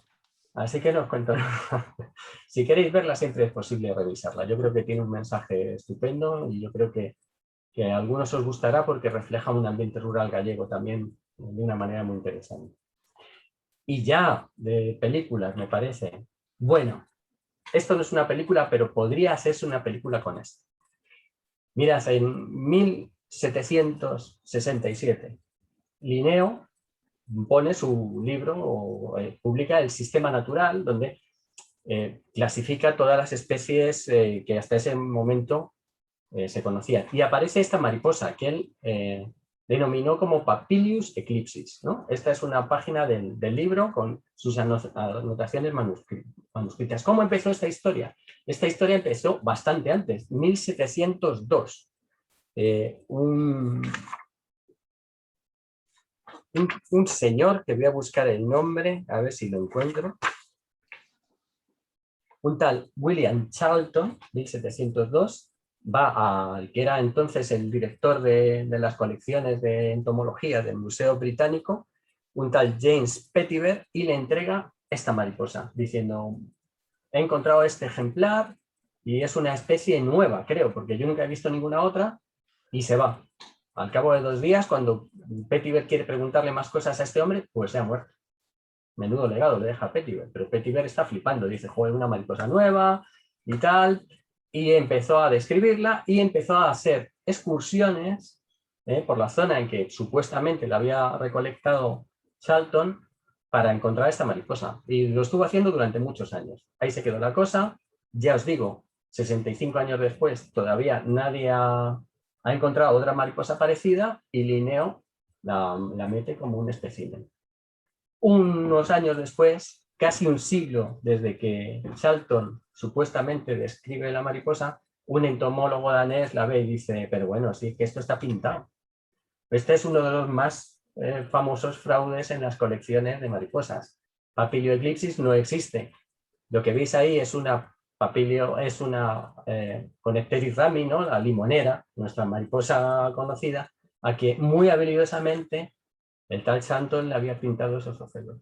Bueno, pues este engaño se mantuvo durante un siglo entero. A mí me parece increíble. Y además se la coló al mismísimo Linné. Bueno, pasamos y vamos a acabar con la música. Música con mariposas.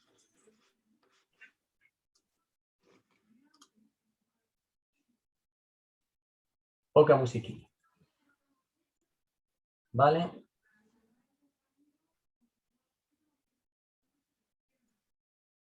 En la música y mariposas que he encontrado hay como una especie de denominador común, ¿no? Que es que muchas de las obras que tienen título de mariposas, y aunque sean de autores archiconocidos, muy famosos de música clásica, en todas son obras de juventud. Es decir, por ejemplo, aquí veis, la Opus 2 de Robert Schumann se llama Los Papillones. Es una danza, es una obra que él llama danzas, es para piano, está escrito para piano, y que compone, pues me parece que cuando tenía 16 años, ¿no? Esta tarde me he dedicado un rato a escuchar todas estas músicas que os estoy recomendando, y yo creo que está muy bien. Una obra de 16 años, una obra de piano muy bonita. Aquí tenéis a Robert Schumann, que como sabéis, luego el pobre pues no acabó muy bien de salud mental. Pero bueno, una obra interesante. Esto está hecho en el año 1829, por si queréis buscar.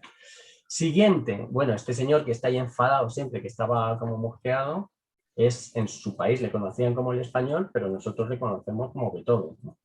Bueno, pues Beethoven también, en una de sus obras, no tan de juventud, pero en una de sus obras, que él llama canciones populares, pues tiene una recopilación de 3 o 4, depende de los autores, canciones españolas.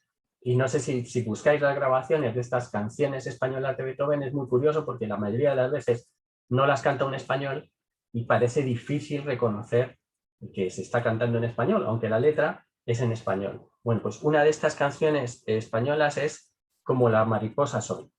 ¿De acuerdo? Pues ahí tenéis, Como la mariposa soy de Beethoven, otra recomendación musical, y las demás canciones. Bueno, en realidad os digo canciones, pero esto es un lead, ¿no? Una canción hecha para una sola voz y para piano o un grupito pequeño de instrumentos, ¿no? Eso son lo que conocemos como los líderes, ¿no? Un lead. Bueno, este que tenéis aquí es don Gabriel Fauré, y aunque yo he encontrado solo una foto de Gabriel Fauré cuando era muy mayorcito, cuando tenía 16 años, y es su opus 1, es decir, su primera obra, se llama La mariposa y la flor, que junto con otro poema cantado, que se llama Mayo, forman lo primero que está editado de Gabriel Fauré. Y realmente suena bien.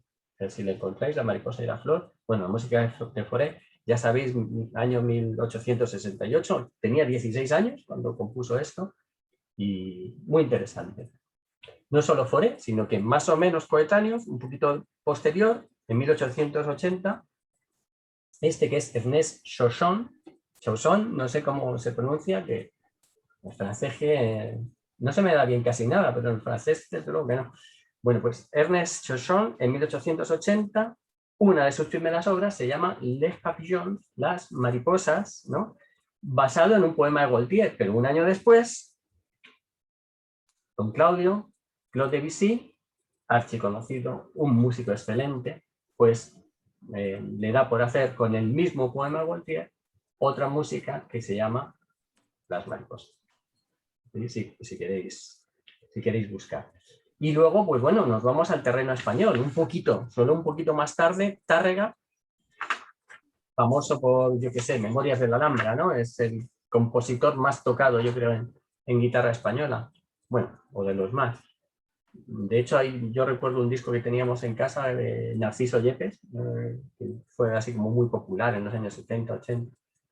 Y una de las canciones es la mariposa de Tárrega, que en realidad es un estudio para probar la destreza de los dedos en la guitarra. O sea que es muy interesante si encontráis, bueno, cualquier cosa de Tárrega, todo para guitarra española, claro, pues os puede gustar, pero La mariposa de Tárrega. No he encontrado bien el año en que la compuso, pero debe ser finales de 1880, principios de 1890.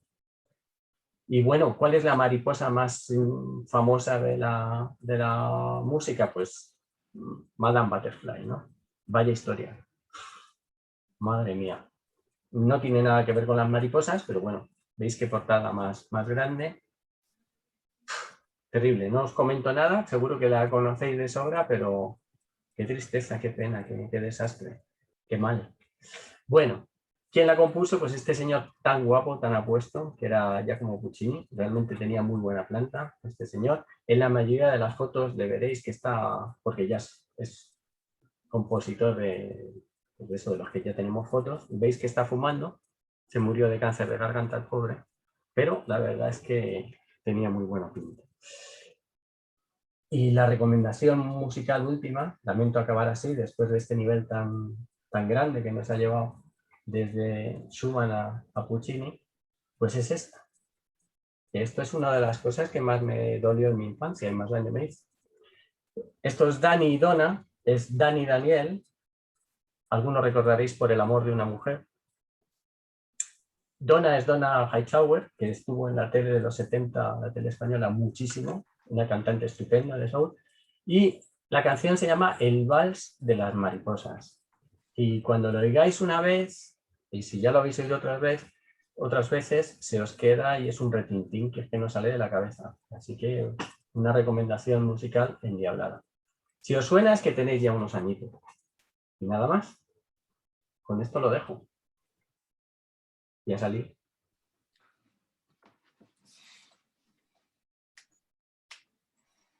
Vale. Vale, pues gracias, Nacho. Y ya está. Turno para vosotros. Los que cualquier cosilla que queráis preguntar, comentar, os responderá Nacho y yo estoy aquí de asistente porque es un mundo chulo. Chulo este el de las mariposas, pero es complicado. Pero bueno, que cualquier cosa, eso, tanto preguntas como comentarios o, como decía Nacho, si hay gente que los hay expertos en este tema, pues es vuestro turno. Os activáis el micro, acordaros y listo. Y antes de eso, por abrir un poco la lata de este turno informal, sí que quería enseñaros, no sé si lo veis por aquí, ¿vale? Uno de los libros que hemos utilizado ahora para consulta, que es una guía de mariposas diurnas de la provincia de Ávila, que editó Diputación hace unos años, que la verdad es que está fenomenal, ¿vale? Que es un buen libro, es un estudio concienzudo con muy buena foto. No sé si está disponible ahora mismo, pero vamos, la información es muy interesante. Ya que estamos haciendo patria, para que lo supierais. Este yo creo que lo editó Diputación y lo tendrán ellos.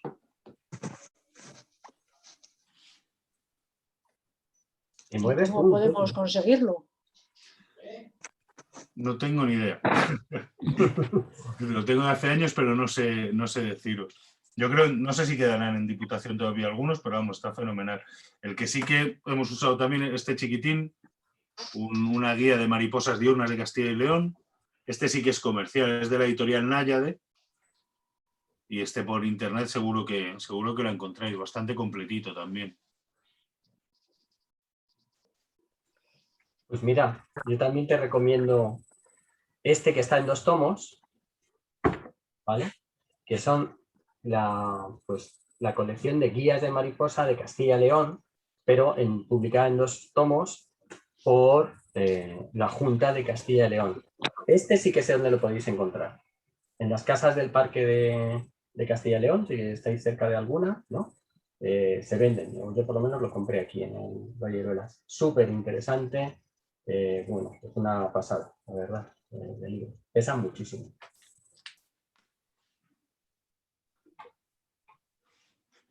Pues muchas gracias por la información y por presentarnos otro mundo muy chulo de la biodiversidad esta que tenemos. Muy, muy bonita la charla. Las mariposas, pues muy interesantes también. Gracias. Y como siempre, pues muy entretenida la charla. Muchas gracias. Gracias. Yo también unirme a las palabras, daros la enhorabuena por la charla, por hacerlo tan ameno, por tocar todos los aspectos posibles de la rama artística también relacionados con la naturaleza, que eso es de agradecer y bueno, pues mi enhorabuena, la verdad. Gracias. Gracias, Han Mario. sido aspectos posibles y algunos imposibles.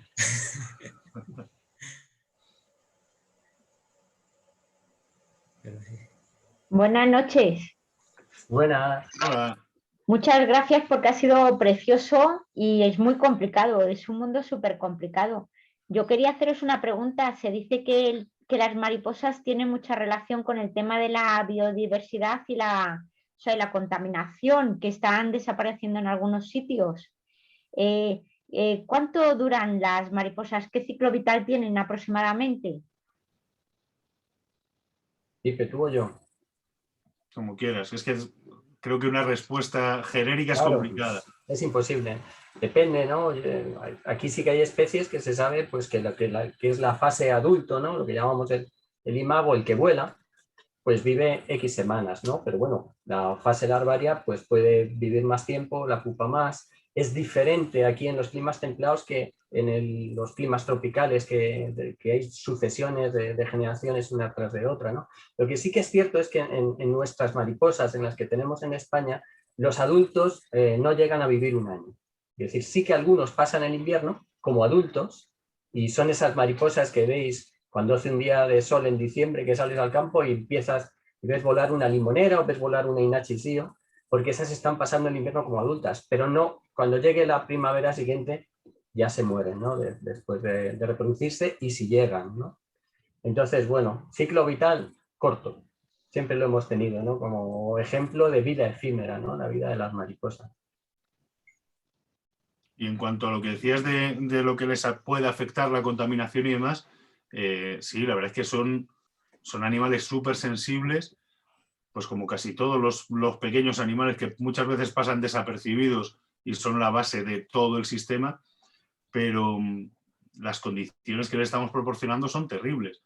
Son todos fitófagos, prácticamente todos, como veíamos antes, y es que ahora mismo hay sitios donde resulta complicado encontrar determinadas plantas y tienen mucha dependencia de ellas. Lo que nosotros llamamos malas hierbas, para ellos, para las mariposas muchas veces es su sustento. Entonces, por eso, por una parte, la verdad es que nuestros usos, yo creo que lo hemos comentado más veces en otras charlas, el uso de químicos, de fertilizantes, de pesticidas, o sea, más allá de la contaminación a nivel general, sino que en determinados aspectos concretos provocan unas afecciones terribles sobre estos grupos. Entonces, sí, lógicamente hay, no sé si hay, o sea, seguro que los hay, yo no los conozco, estudio de evolución de las poblaciones de distintas especies, pero vamos, no hay más que darse una vuelta por el campo en algunos momentos, que pasa con las mariposas y con muchos otros grupos. Sí, en la mayoría de los estudios ahora se está utilizando al grupo de las mariposas como el testigo de biodiversidad más importante, ¿no? Por lo que decía Pipe.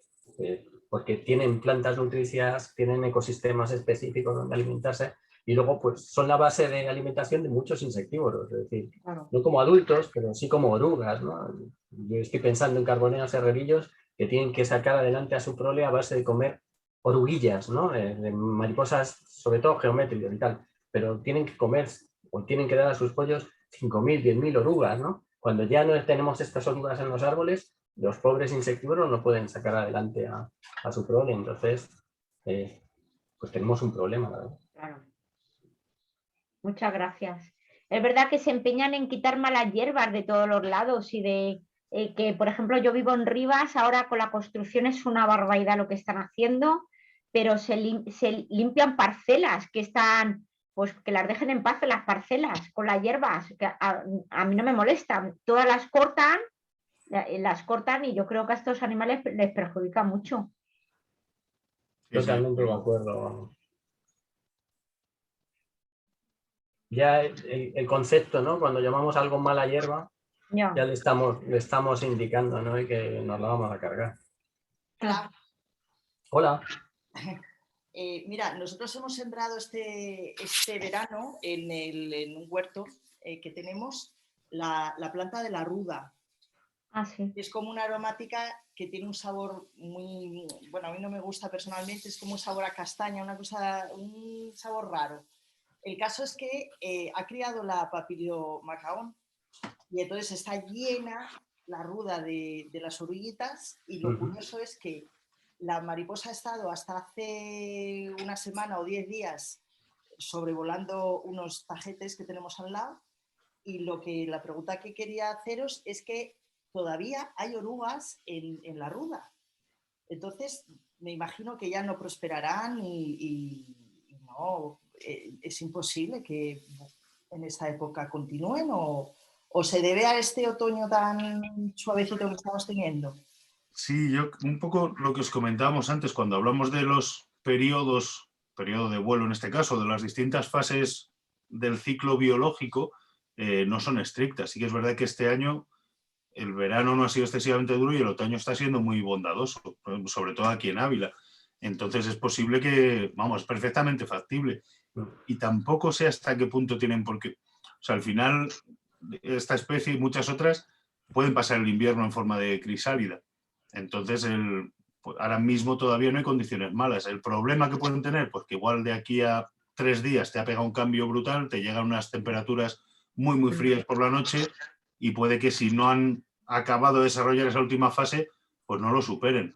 Pero, claro, con las temperaturas que estamos teniendo me parece perfectamente factible que ahora mismo haya orugas por ahí moviéndose.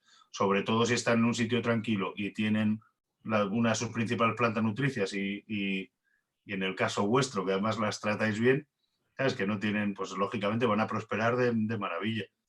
Entonces, ese factor, estamos a mediados de octubre, pero es un año en el que el octubre no está siendo muy otoñal todavía. Pues nada, a ver si tenemos suerte y las tenemos por ahí volando otra vez. Gracias. Sí, María José. Gracias. Son junto a las abejas muy polinizadoras, ¿no? Las mariposas. Entonces, Sí. cuando no hay, porque yo me acuerdo antes cuando éramos más pequeños, veías mariposas de todos los estilos y colores por el campo. Cuando no hay polinizadores, al final acaban desapareciendo también las plantas, ¿no? Y los árboles y demás que dan fruto. Sí, sí, está claro. O sea, es uno de los grupos de polinizadores, junto con otros, tú has dicho las abejas, también hay moscas, los híspidos estos. Hay varios grupos de insectos que son polinizadores y que a todos les debe estar afectando en la misma medida, ¿no? El abuso que estamos haciendo de los que llamamos fitosanitarios en los campos, en los despoblados, en los cultivos, en todas partes, ¿no? No solo las mariposas diurnas, sino las nocturnas, que muchas veces las olvidamos, también son polinizadoras. Porque hay un amplio grupo ahí de insectos que cumplen esa función. Y es que esas plantas y esos insectos, como tú dices, no pueden polinizar, con lo cual se cierra el ciclo.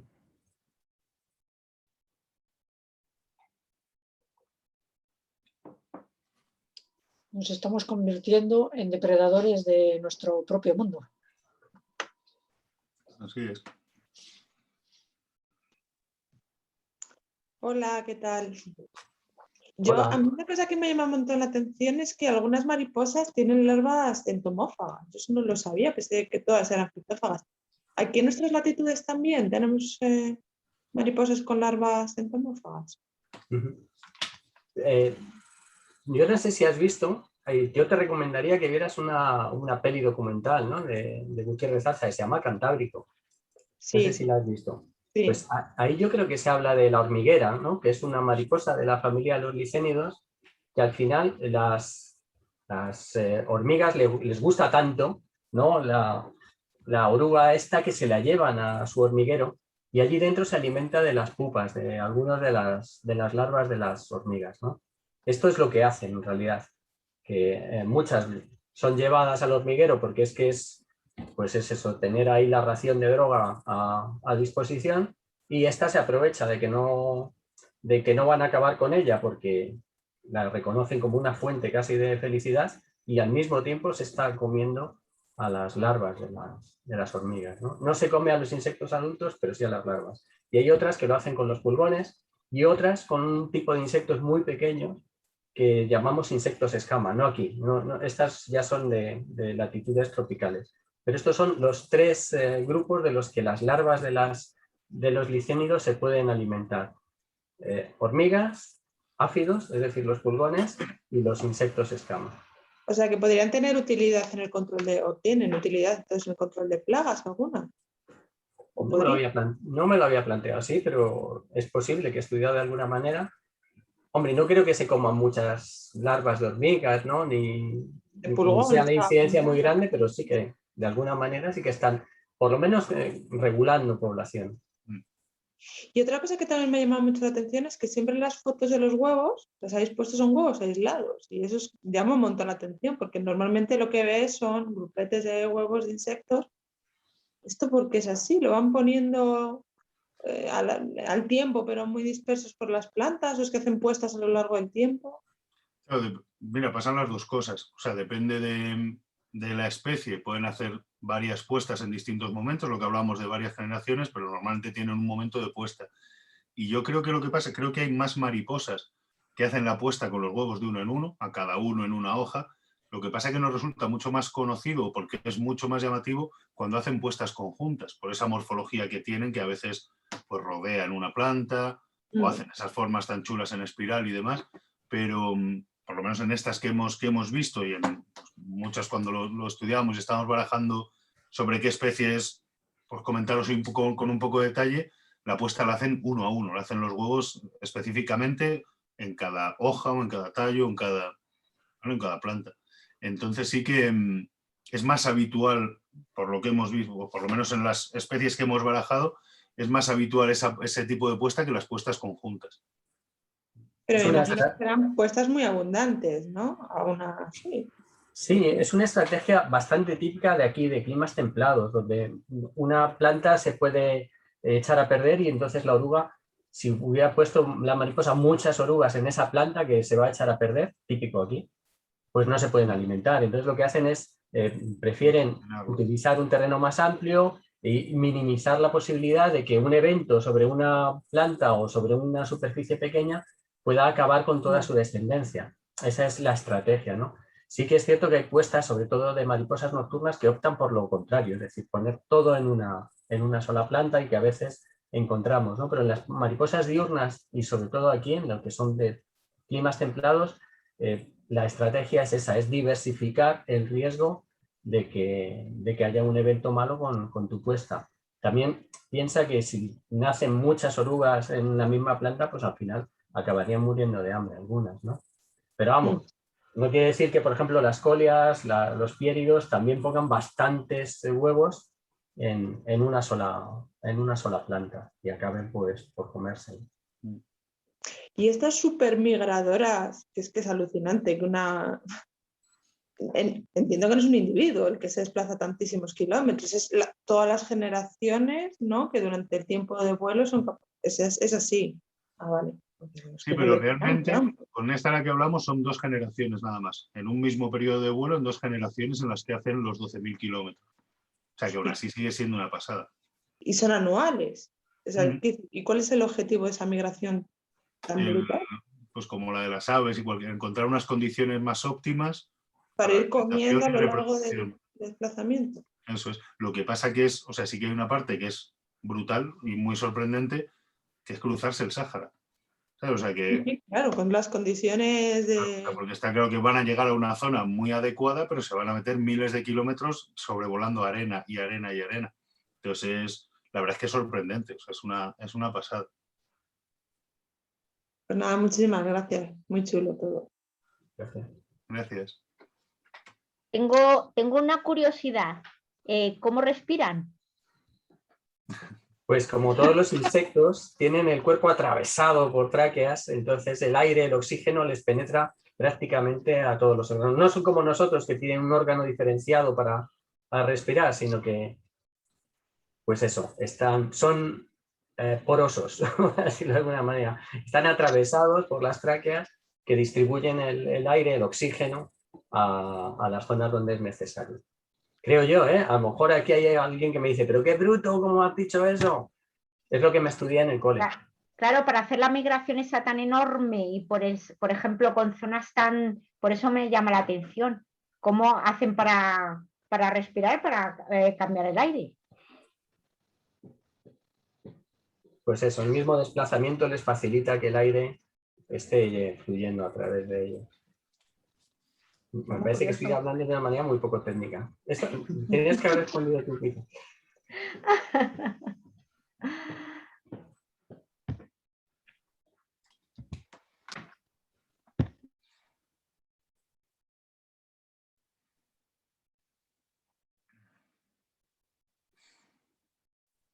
Bueno, pues por curiosidad voy a hacer una cosilla para que veáis solo un segundo, porque estos días documentando he encontrado una página alemana, voy a compartir pantalla, se llama Pirgus, como el género del que hablamos antes, pirgus.de. Creo que ahí la veis, no sé si la estáis viendo. Sí. Pues tiene 54 páginas con 30 o 40 especies ordenadas por orden alfabético y es sobre todo de las que saca... Oh, mira, qué chula. Es solo por curiosidad, pero aparte de la explicación, que es correcta, pero es muy... Lógicamente es correcta, pero muy concretita, pero la colección de fotos que tiene es brutal. Es una pasada. Si tienes, o sea, el macho y la hembra, además con un descriptor de cada foto. Aquí está con la traducción al castellano y pone hombre en vez de... Pero bueno, eso lo ponemos en inglés.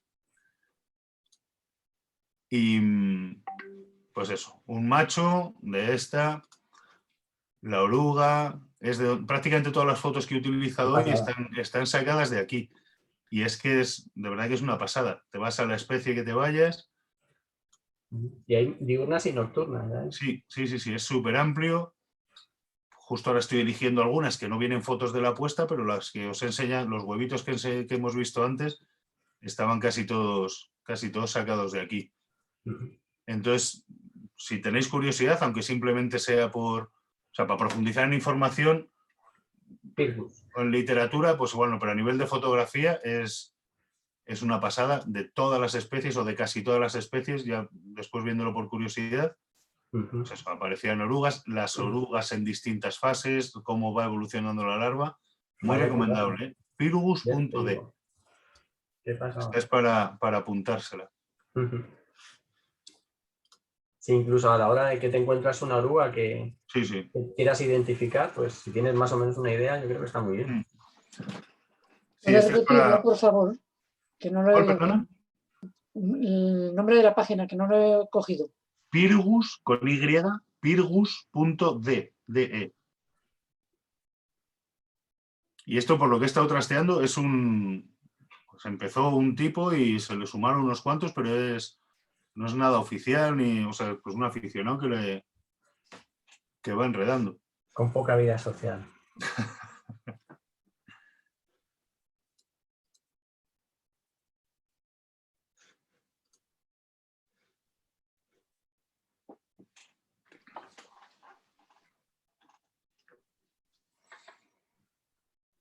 Yo una última cosa. Nacho, yo sí que he escuchado varias veces el vals de las mariposas, pues ya tengo una edad también, como dices. Debe ser. Y una cosa que a lo mejor no tiene que ver con el tema de las mariposas, pero he visto que ibais a hacer un taller de un semillero, de semilleros de plantas. ¿Cuándo es? Pipe, mañana, digo... El sábado, perdón, sí. El sábado a las 10 en el Centro Medioambiental San Nicolás. Es que no sé cómo estamos de plazas y eso lo lleva Pipe. Vale, sí, eso si quieres, vamos, todavía quedan plazas, el taller es muy sencillito y un poco como el lunes pasado fue el Día Mundial de la Protección de la Naturaleza, pues para celebrarlo o conmemorarlo, pues la idea es, ya os digo, de un modo muy sencillo, con 4 o 5 especies, tanto de árboles como de arbustos, el ver el tratamiento o los cuidados que necesita cada semilla, con idea de que los participantes se puedan llevar un semillero o un plantón o algo de lo que nosotros mismos allí generemos para estar durante un tiempito cuidándolo en casa, con las características, con los cuidados que necesite, y en la temporada que viene, cuando ya haya germinado y fructificado, pues contribuir a que haya un poquito más de planta autóctona por ahí. Entonces, Solo es el sábado. Sí, este es solo el sábado. Vale, bueno, entonces no puedo. Para el próximo. Muy bien. Gracias.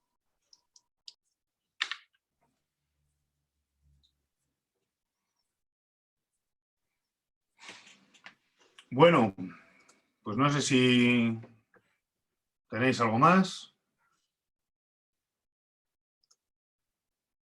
Si no, ¿Tienes como el va vals siendo- de las mariposas? Aquí lo tengo. Ay, madre mía.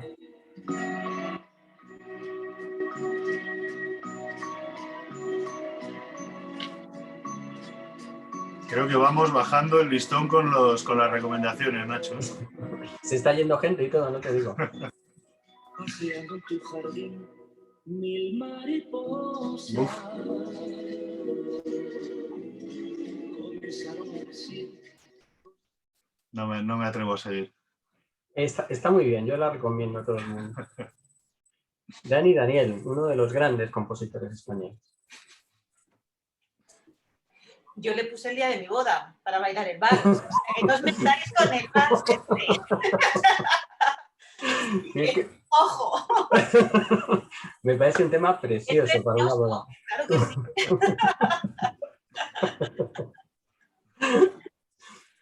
No hemos dicho nada malo, ¿no, Patricia? Todavía. No. Vale. Si lo decís.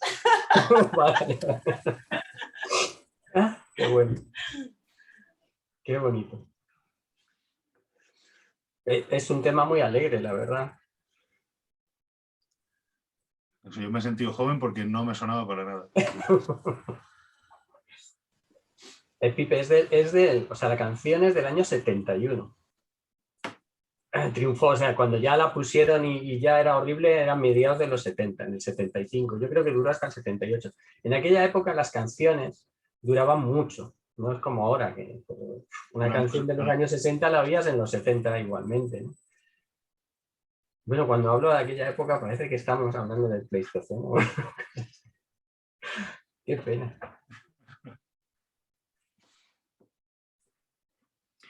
Bueno, chicos, pues nada, un placer, de verdad que muchísimas gracias. No me acuerdo de la fecha, creo que era el 16 de noviembre cuando tenemos la siguiente, os lo digo ahora. Creo que sí. Porque sí, 18 de noviembre hablaremos de limícolas, de unas poquitas, porque hay un montón. Entonces vamos a hacer un limícolas 1 y hablaremos de unas cuantas de las limícolas que tenemos por aquí. Y el 16 de diciembre, creo que los dos son jueves, 18 de noviembre y 16 de diciembre, el 16 de diciembre aves necrófagas, súper chulo. Ahí además como tenemos poquitas sí que nos explayaremos más profundizaremos más en cada una de ellas y en la buena labor que hacen. Creo que la música lo voy a tener difícil con las necrófagas. Seguro bueno, que está el vals del sí, quebrantahuesos. como es una sección un poco libre, ya me inspira. Pues nada, chicos, si no nos vemos antes presencialmente, que ya por lo menos por aquí ya retomamos actividades, pues dentro de un mesecito más o menos, a través de las pantallas, nos volvemos a encontrar. Muchísimas gracias por estar ahí, la verdad, que es un placer teneros, os lo agradecemos un montón. Que os vaya muy bien. Igualmente, venga, cuidarse. Igualmente, muchas gracias. Chao. Gracias. Gracias. Un abrazo muy grande. Un besazo, fuerte. chicos. Chao, cuidado. Chao, chao. Gracias. Esto está mejor. Que no me escucha Patricia, yo me quedo con esto.